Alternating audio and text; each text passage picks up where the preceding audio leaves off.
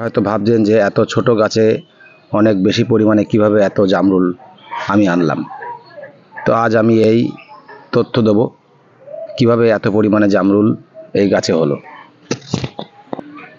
বিশেষ করে জামরুল গাছে ফল আসার আগে আমি গাছের গোড়ায় 1 কেজি ভার্মি কম্পোস্ট আমি এই গাছে দিয়েছিলাম। গাছের গোড়ায় ভালো করে মাটির সাথে মিশিয়ে দিয়েছিলাম এবং তারপরে 1 সপ্তাহ পরে আমি যে কোনো একটি কীটনাশক আমি এখানে দিয়েছিলাম,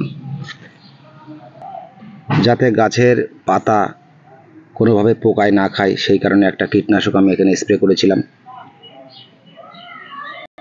আর গাছে যখন এই রকম পরিমাণে বিপুল পরিমাণে এই গুটি বাঁধতে শুরু করে তখন আমি একটি মাইক্রোনিউট্রিয়েন্ট আমি এই গাছে স্প্রে করেছি।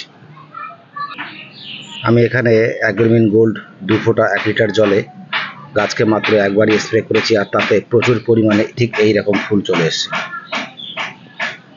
আর মাইক্রোনিউট্রিয়েন্ট এখানে স্প্রে করার ফলে প্রচুর পরিমাণে এরকম ফল হতে শুরু করে।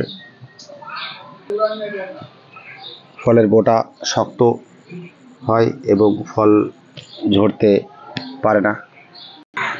আর মাঝে মধ্যেই গাছের গোড়ায় সামান্য পরিমাণে জল দিলেই প্রচুর পরিমাণে এইরকম ফলন হবে। প্রথমে এই জামরুলটা সাদা আকারে হয়, তারপরে আস্তে আস্তে এটি লাল হয়, বড় হলে লাল হয়ে যায়।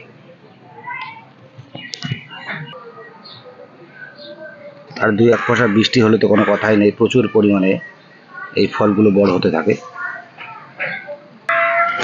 এমনকি গাছের গোড়ার দিকে প্রতিটা ডালে এইরকমভাবে থোকায় থোকায় জামরুল হতে থাকে।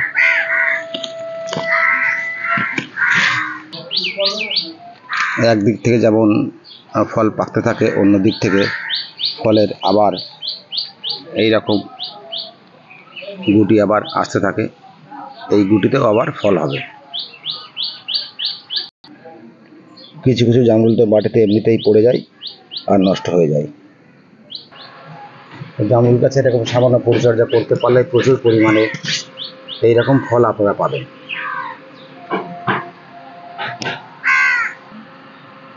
ফলের পাশাপাশি আবার এই নতুন করে মুকুল আবার এসেছে, এগুলো রক্ষা করা আমাদের দরকার, পরবর্তীতে আবার ফল পাওয়া যাবে।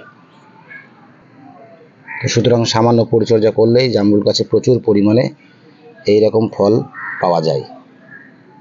টবে হোক কিংবা মাটিতে প্রচুর পরিমাণে এরকম ফল গাছে ঝুলে থাকবে, দেখতেও সুন্দর লাগবে, খেতেও খুব সুস্বাদু।